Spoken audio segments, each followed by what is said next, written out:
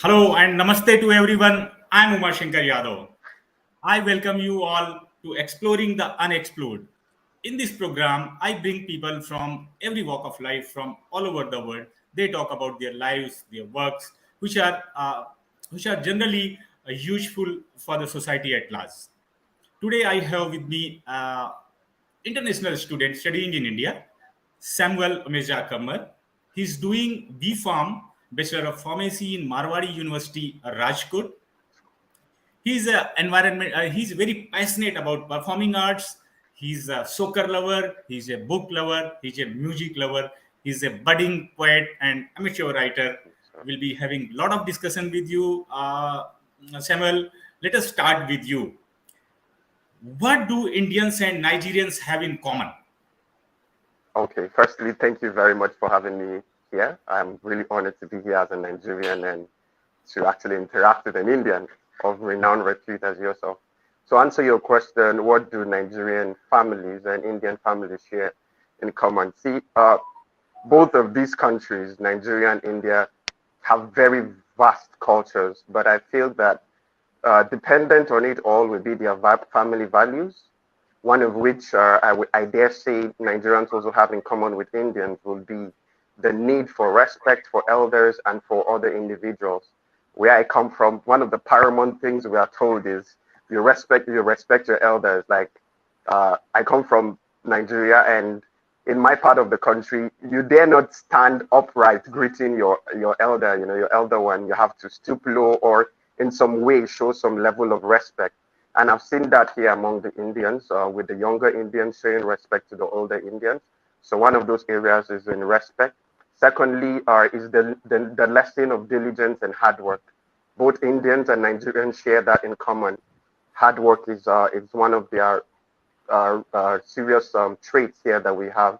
So Nigerians Hmm. and Indians share the need for hard work, the need for respect for diversity, and then the respect for food. I can't forget that. The Yes. respect for food. I've seen the food culture here in India, and it's very likened to the one we have in Nigeria. The respect for food. Yes. So, Samuel, since this is a G20 presidency of India and Nigeria is a guest country in this, Yeah. uh, theme of this year is Vasudhaiv Kutumbakam. That is one earth, one planet, one family. One thing. Yeah. How this whole world can be considered as a family, one planet, one earth, considering we are living in a kind of time as of now. You have a great idea about it. Please share your views on this. Okay. I think there is no better time to discuss the philosophy of Vasudhaiv Kutumbakam. Personally, as an international student, and maybe I should give a proper background for the sake of those who do not know what Vasudhaiv Kutumbakam means. Myself, I only found out about it just last year, December. And here in India, it has become a household phrase. You go to ATMs, you go to airports, public spaces. The slogan, Vasudhaiv Kutumbakam, one earth, one family, one future, it's everywhere. But for people in Nigeria, this may just be just another statement. So what really is Vasudhaiv Kutumbakam? Vasudhaiv Kutumbakam is a Sanskrit phrase that translates to English, the world is one family. So you start to wonder, how do we take something as close and closely knitted as a family value to the world? And the world is very large, hundreds of countries, hundreds of diversities, and so on. So um, the praise Vasudhaiv Kutumbakam teaches us that the well-being of one family member is tied to the well-being of another family member. So now that I'm speaking as a Nigerian, as an Indian, I'm saying the well-being of Nigeria is tied to the well-being of India. So the world is one family means wherever you are, whether in Asia, in America, in Antarctica, the world really is one family. So that is the background of Vasudhaiv Kutumbakam. Yeah, you are studying pharmacy, right? And you have great deal of these things: performing art, international relations, biodiversity, doing a lot of things. So, do you think this technical background is handy to you, or it's a kind of a problem creating for you? Yes and no, because let me start with the positives. Being someone who is science oriented means I look beyond just the peripherals. I look deeper. I have to look for the facts. I have to do tests, hypotheses, experiments, and so on. So in the performing arts, it's almost the same thing. There's this same level of dedication. You have to put in work. You have to do rehearsal. You have to look beyond what your audience can see. You have to give your utmost. So there's that similarity. And for the dissimilarity, it will be that being a pharmacy student, it's really demanding. I literally spend most of my whole day in school, from lab to theory classes and then back again to studying. So that does interfere with my social life and with my work in the performing arts. However, since it's a thing of passion and it's something that I'm quite passionate about, I still make out the time to engage myself in these things, and as the opportunity presents themselves to. So here in my local community, here on campus, we usually have Independence Day celebrations for all the countries represented here on campus. So that gives us the chance to interact on the social level with different people.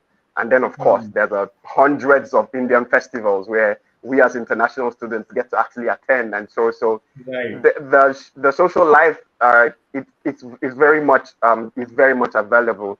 It's a question of timing. So yeah, So it is it does similar indeed. here? But Is it similar to your country, Nigeria, or is it more here in India? India is basically considered the country of festivals. So no, what about? it's not the same. It's not the same. There Okay. are several festivals here in India. Sometimes in a month you could have two or three, But in Nigeria, it's festivals are celebrated culture-wise and ethnicity-wise. So it's not Hmm. something that is widespread. You have them sporadically spread across the year. However, in December, in here in India, you can have festivals in every month of the year. Almost every week, there's a god being celebrated. There's a value being celebrated. The color festival that is coming up soon, the Holi festival, and so the Hmm. festive culture, the social life, the partying life too in India is Hmm. quite fast paced and quite So we, euphoric. we yeah we talked about you performing art. You have great interest in performing art. So I just wanted to see some of your our audience would like to have some kind of your performance. If you can do something for our audience. Yeah. Oh wow. Okay, so yeah, I do have an interest in performing art, specifically in writing and performance poetry. I don't consider myself a professional or even a semi-professional poet or a writer. So that's why the amateur is right there and budding. So I would perform a poem since that's what I am mostly interested Yes. in. And as of now, it is untitled, but it speaks to the philosophy of Vasudhaiv Kutumbakam, where we need oneness.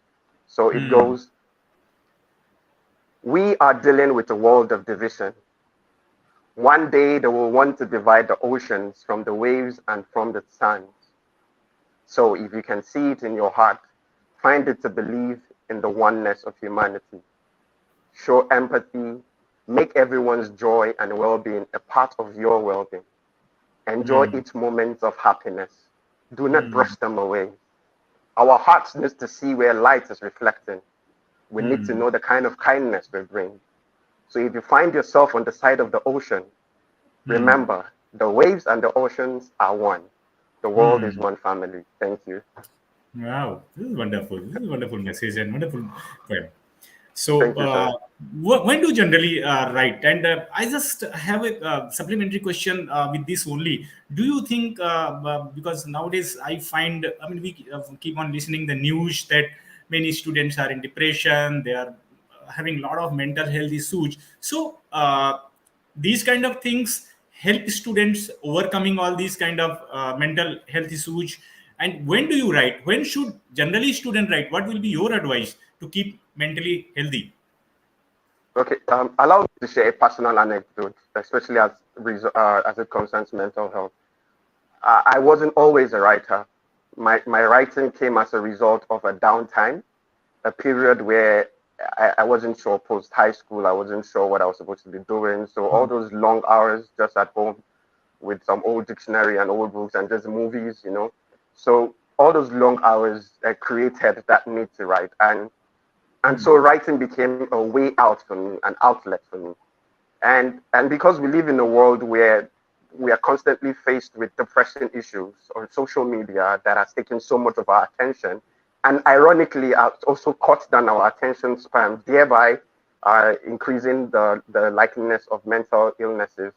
I think that writing should be encouraged among young people, because if you can express how you feel, then it is a form of communication. Today we have issues with youths who don't know how to communicate their feelings to their parents, to loved ones, to their elders, to counselors, to therapists. But if you can put it down in writing, these very words that our voice cannot utter, if you can put them down into writing, it gives an understanding of where a man's heart or where a man's state of mind is. So I think that the writing culture should be encouraged. However, not everyone can be a writer. Some people are blessed with the gift of writing, others acquire it through learning. But overall, the skill of writing should be encouraged among young people, not just as a way of expressing personal opinions on social media, posting statuses, but as a way of addressing pertinent issues like the mental health you've discussed, racism, and other issues that are beguiling our young people. So young people must look beyond just the use of social media for fun, the use of social media for communication, but to be more intentional, using writing as a tool for international relationship, for mental health issues, and so on and so forth. So yeah. So, related with this only, how do you find Indian higher education system, particularly with the reference to international students? Okay. Before coming here, I had an idea, or this buzzy idea in my head of how India would be. You know, we watch movies, and the movies represent the educational system as a place of fun. You know, you go live life, you're literally. But when I arrived here, I quickly realized that it is the breeding ground for future leaders. It is the breeding ground for future uh, pathfinders, and of course, people finding themselves. And so it changed my perspective of what the Indian educational system is like. And you know, with India's large population, you have most of the young people either just transiting from high school into college, or in college and out of college. So the Indian education system, if I would compare it with Nigeria, is fast paced. Like the courses we generally take for 5 years in Nigeria, we have them for 4 years here. So they are fast paced. So you cover double the curriculum in shorter the time that you're supposed to study. So generally, the Indian education system is fast paced, and it is backed with a robust curriculum. Unlike what you find in other countries, the curriculum here in India, however traditional it might be, is based on more modern systems of teaching, such as the use of technology, such as online learning, online teaching, and online learning. So there's access to almost unlimited access to internet resources, to library resources. Books are sold at incredibly very cheap rates. So the Indian education system is very robust, very vast than I can say. But as an international student, I find it quite interesting that a system that in my country and many other countries is lacking, especially in catching up with modern day technology. It has been improved greatly in India. We have classes that are fitted with projectors, with internet, and these vast things. Like I feel like as an international student, that is a big plus for the Indian higher system. So That's nice. So we discussed about education system. Now let us talk something about the family system.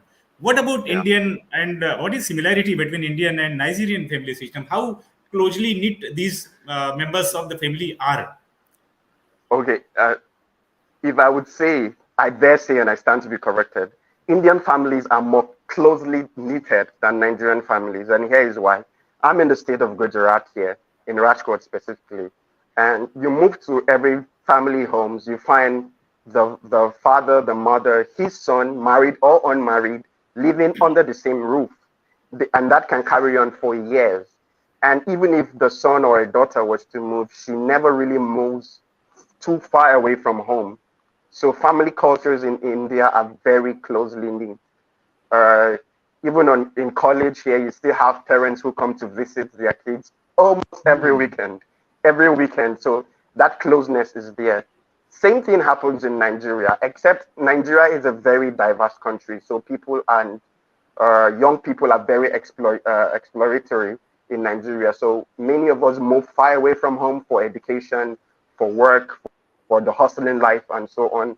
But it doesn't mean we're not close to family. So the only dissimilarity will be that we are not physically or in close proximity, but up there, we still maintain the family values of closeness, of oneness. Like Hmm. myself, as an example, I'm still here in India, but I'm always in constant touch with my siblings, thousands and thousands of miles away. I'm always in Hmm. constant touch with my family. So the family culture it's very closely knit, and every value of a Nigerian and an Indian, usually, if you trace it back, is traced back to the family as a foundation. Everything we learn, our values, our thinking as a people, our morality, almost all of it, I dare say 99% of it can be traced to family upbringing and family values. So that is a Hmm. very big similarity. Dependence on family is a very big similarity. Right. So I was reading somewhere that Nigeria is one of the largest country in Africa, having largest film industry known as Nollywood, if I'm No right. wood, yeah. Yeah. Yeah. So and they're making a lot of movies. One of the biggest film industry. So do people believe and watch Indian movies as well there? As a have Oh, you? a lot, a lot. I cannot even put a statistical number to it. Indian movies are consumed very much in Nigeria. I grew up Hmm. watching Indian movies, and the only reason I didn't like Indian movies because they were very long, but I really liked it. And one of the things we were always looking forward to watching Indian movies was the brief break between the movie where there's always dancing and a lot of Huh. partying. So yeah, Indian movies in Nigeria are consumed a lot. Like the film industry in Nigeria welcomes literally movies from every sphere, every country. Nigeria is very welcoming. We are very welcoming people, not just physically, but in the film and arts industry, like you rightly mentioned. So, Hmm. yeah, Bollywood movies, you go to market stalls, you go to roadside peddlers of movies, literally everywhere you'll find Bollywood films consumed in, I dare say, 5 out of every 7 households in Nigeria. So that, Hmm. and in most recent memory, we've had collaborations between the Nollywood and then the Bollywood. Of recent, a Hmm. movie, I don't want to do marketing, but a movie was recently Huh. released, and it shows the Indian and the Nigerian getting through a romantic relationship, and it was really beautiful to watch the Indian culture and the Nigerian culture coming together in a film, and seeing as today's world is the visual film industry has become one way of propagating the message of oneness and togetherness and similarity.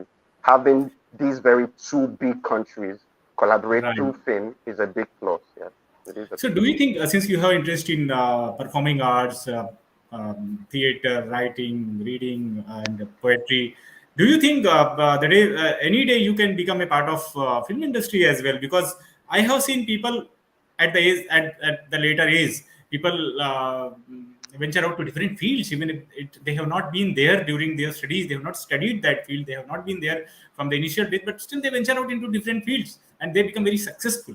So, what kind of future do you think? This is apart from your study, what you're thinking. I just want to know, like, you're studying B Farm here, which were a Yeah. pharmacy. What can you do? You can start manufacturing facilities there in your country, or you can be a kind of helping hand in producing medicines. What do you think? Will you be able to do it after going out from India, or what are your plans? Well, I have several plans. Like every young person today, I have several plans. I have a plan A, I have a Yes, plan B, we all should. through We to should. Z. Yeah, but for the future, I would say in 10 years, I want to see myself involved in whatever field I find happy, whether it's in pharmacy, whether it's in the performing arts. I also have a passion and interest in photography and filmmaking. I've already been trained partially in photography and filmmaking. So it's something I'm also passionate about. And I have the interest, of course, in the medical sciences, pharmacy being one of them. So Hmm. wherever I find myself in the future, I want to find myself being happy first, like I said, and then positively impacting whatever population I find myself, whether in India or in Nigeria or wherever else I choose to settle in the future. I want to find myself being happy, being contented, and affecting my society positively. So if it's in the development of drugs, and that has become a very big industry itself, I also want to find myself Hmm. developing drugs that would help the ill populations that exist nowadays. And then if it's in filmmaking or in visual arts or Hmm. performance art, I also want to be putting works out there that are intentional, that are conscious, that are message oriented. So that is what I So, want. if I because see, we are talking about Vasudhaiv Kutumbakam, G20, then one planet, one earth, one family. How India and Nigeria can collaborate for the better of both of these countries in all the ways, maybe Okay, art and culture, businesses. Uh, then there are a lot of things where a both the lot of countries ways. can. Yeah. Yeah. Globalized world today where deals and bilateral relationships exist. But I feel that we've not done enough because most of these things, most of these relations exist only for the purpose of incentivization, what each country can get to gain from each other. And I feel that we must look beyond personal gain to the greater common good. So if Nigeria and India were to collaborate in one way, and I will speak from a perspective of a student, to be in the area of education, and I would say technology in education. In Nigeria, we have a robust educational system, very brilliant students running from primary schools up to university level. And I feel that if we had the same infrastructure, which is lacking in Nigeria, that is abundant here in India, if we had the same infrastructure and access to open source materials and so on in Nigeria, it would be a huge plus. So, in the area of collaboration, education will be one of them. Secondly, to be in the financial and technological industry. I've experienced the financial payment systems here in India. I've experienced the financial banking system here in India and even in Nigeria. Nigeria is doing well for itself, but it still has a long way to catch up with.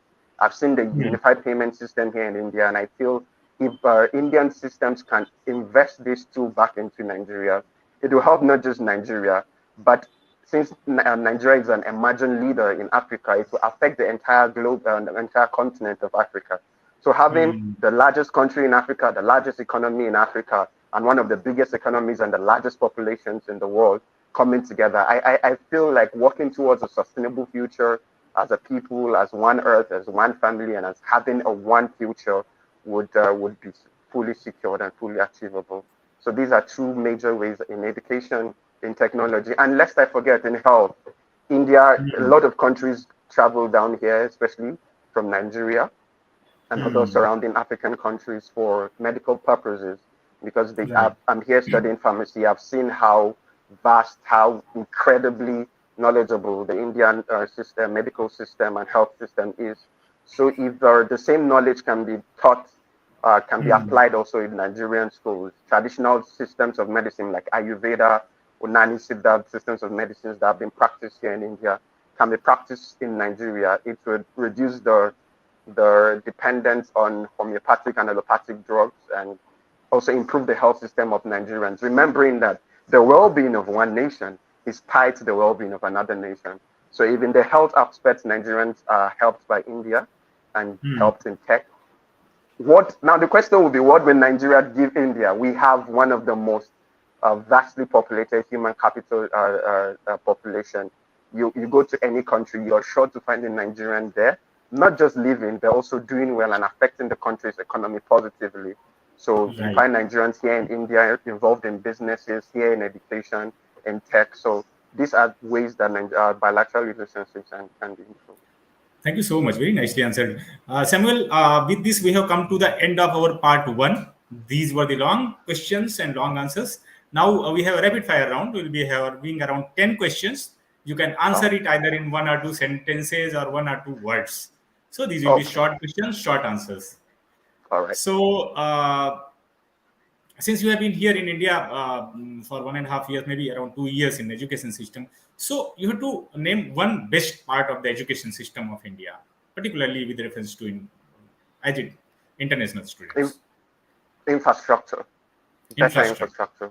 Yeah, better infrastructure. And what is your Indian favorite food? Uh, I would say biryani. The biryani. Biryani.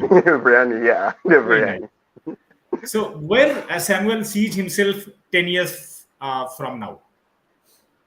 Rich, happy, and contented. Rich, happy, contented. Uh, one thing you wish to change in your country?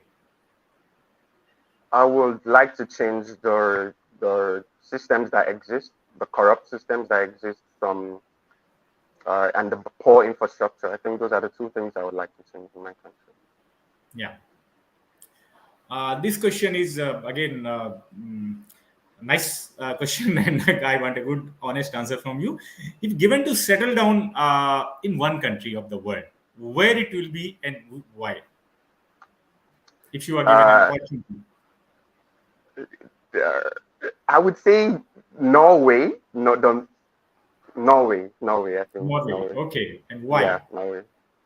I've watched and read about Norway. It's one of the safest countries, also emerging and low crime rates. I tend to live. I want to live a quiet life, so I feel that Norway would afford me the opportunity. And I would have said India, except India has a large population and it will not really afford me that quiet life I want. So yeah, I would look for a small Okay. country and just go hide myself there. So this is again a philosophical and a kind of question where we all need to be worried about. What is the biggest problem the whole world is facing today? Injustice. The Injustice. biggest problem has always been injustice. And when I say injustice, it covers everything from inequality to bad governance to every wrong move the world has made that has led us to this point where we are now talking about having to sustain our future. So one of our biggest problems and challenges we're facing today is injustice. Another question related to studies and students. Are today's youth really concerned about what is happening in and around them? Or they are just worried about their career, their own well-being? Do you find students concerned about the things? Yes and no. Yes, in the sense that they realize rather quickly that no matter how self-absorbed they are, they still have to worry about what is happening around them because it has a direct impact upon them. And then no, seeing as youth today, myself included, we've been sucked into this virtual social media world where it doesn't let us see the truth of what is happening outside. So yes and no, youth today are less concerned about what is happening around them and more concerned about what is happening to them. Right. So again, considering life is like everybody is mortal, life is ephemeral. Like Right? everybody Yeah. has to go once they have come in the world. Like every living being has a shelf life, right? So why people still discriminate and, as you said, have injustice towards anybody? Can't they think about that this is not going to be permanent? What I'm doing, let everybody live and let live. So why it happens? What can you? What is, as a young man? What can be your thought into this? People will have to set aside selfishness, number one, because we get so selfish sometimes that we want to acquire so much wealth, so much knowledge, and so much property and so on that we forget that life is transient and our time on earth here is already numbered as we know it. So I feel that people have to set aside their own greed and work towards a greater common good, remembering that no matter how much earthly possessions you acquire on your time here on earth, once your time is done, you're going to leave it right here. You won't take it to your afterlife. No matter what Mhm. religion you are from, as a Christian or as a Muslim, when you die, all your earthly possessions, they end here. And we all are going to face a bigger judgment. So people have to look at that and also remember that if we don't stand together, we would also perish together if we don't do the Mhm. right thing. So Samuel, what has been your best experience in India so far? My best experience in India so far would be the learning experience. I have acquired knowledge that I hadn't had access to before. So it will be the knowledge. Then secondly will be the interaction with the people. I have learned and unlearned some certain values. Of course, there are things that I thought of before. They were just personal opinions. Then being here Mhm. has changed my view of that. And then I've unlearned some things too. So yeah, the And learning what and has then been the the worst socialization. and worst of it? My worst of it will be the weather and even the people. And sometimes I've faced some very funny situations. And then the weather. Now we are in summer. It's really hot, and I don't come from a Mhm. place that is this hot. So my worst experience will be the weather. So yeah, my worst experience So would what always is be the weather. average temperature in Nigeria? Nigeria is not. I can't just give a temperature to Nigeria. Nigeria has states that are hot, States that are temperate. It We also has have states that around, are cold. I think this is a very Yeah, that vast I country, come. 37 It's a very states. vast country. Yeah, absolutely. 36 states, including the Federal Capital Territory. Mm, So where I grew mm, up and where I was raised as a boy is just Plateau State, and one of the mm, most loveliest states in Nigeria, Plateau State, mm. Nigeria. And our highest temperatures can be clocking around 30 degrees, 31 degrees on a very hot day. And even then, it's not as hot as it is here. So I would say averagely, our temperatures are mild to moderate. So with this, I have come to the last question to you. Okay. Since you are studying here, and there are many people around the world, those who are aspiring to come to India for higher studies, international students particularly. So, what is your one message for the aspiring international students, those who are wishing to come to India for studies? Okay, if you're an international student and you're watching me, I would say first you should take informed decisions. Don't just rush into coming to India for the sake of coming to India. Make sure you know what you want to study, where you're going to study, and the infrastructure that is available for what you're studying. Secondly, look beyond just learning. India is more than just learning. There's a robust culture here, and if one is not very careful as an international student, you can get derailed by the chores and the joys of the same cultures. Secondly, India is more than just a country. India provides a lifestyle. India affects your thinking. So if you are going to come here as an international student, you must be ready to open yourself to India, to learn from India, and also to teach India your own culture. So that would be my advice to every international student watching. So, thank you so much, Samuel. It was pleasure talking to you. I learned a lot of things from you about Nigeria, about the other things. Hopefully, audience will be benefited and enriched with the kind of conversation we had today. We'll Awesome. keep bringing other people from different walks of life. Again, as I said, please continue watching and supporting, exploring the unexplored. You can watch this program on YouTube channel of Ahmedabad International Literature Festival. That is www.youtube.com/c/ Ahmedabad International Literature Festival. It is also available on Twitter handle, that is ASM Litfest. It is also available on Facebook page of Umashanker, as well as Ahmedabad International Literature Festival. Thank you so much. See you once Thank you, again. sir, for having me. Thank you so much. See you once again. Namaste. Namaskar.